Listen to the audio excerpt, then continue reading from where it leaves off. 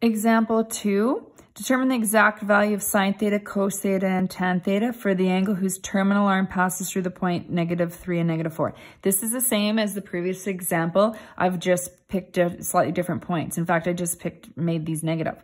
Just a reminder, we're talking about trig ratios right here when we're referring to these. Exact value means you're leaving your answer as a fraction. Sometimes radicals are in there, but you don't use a calculator. You do not put any decimals or anything like that. So let's draw a sketch. So -3, -4 is going to be down here in quadrant 3. So I'm kind of going to draw my picture a little more with that there. So I'm going to draw 3 this way, 4 this way, and I'm going to draw a point down here. So this is my terminal arm. This is the point -3, -4.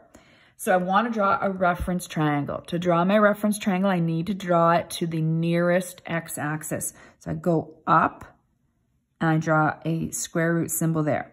So this is a distance of 4, but we want to include the negatives if we're going to draw pictures so that our signs are in our ratios correctly. And we'll talk a lot more about signs in the next few examples as well. So this I'm going to put as -4.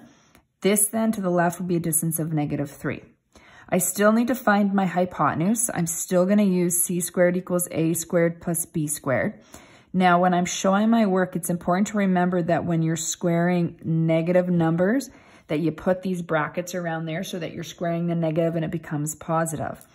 So this is going to be the same math as we just did. So I'm still going to write it out, but you could probably skip a step within here and that's okay. So this is going to be 5. So my angles now, or sorry, my ratios rather, not my angles. So sine theta, actually I should, speaking of angle, though, draw that in so that's clear because we're going to look at that now. So sine theta is going to be opposite of our hypotenuse. Now we're going to include the negative. The negative really belongs to the fraction, so it doesn't really matter. You don't need to put it in the numerator. I usually sort of put it more out front. A little bit higher with the numerator is okay. Cos theta is adjacent over hypotenuse, so it's going to be -3/5.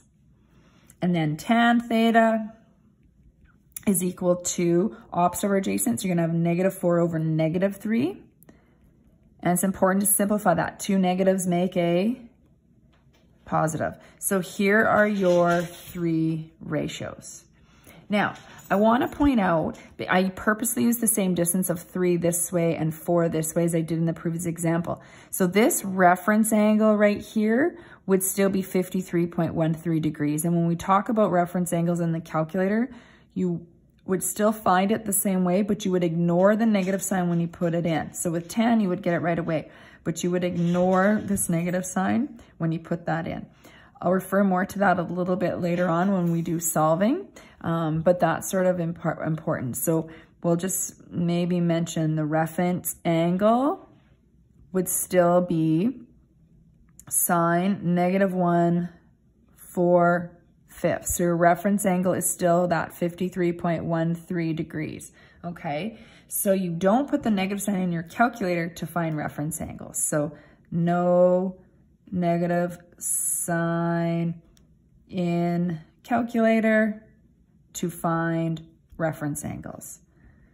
Or we'll just say theta r. So that's worth mentioning. I'm going to definitely stress that point a little bit later on, but this is sort of that learning step of it where we can visualize that. Now, most of the questions are only going to ask for your trig ratios anyways, and you wouldn't have a calculator and need to do that.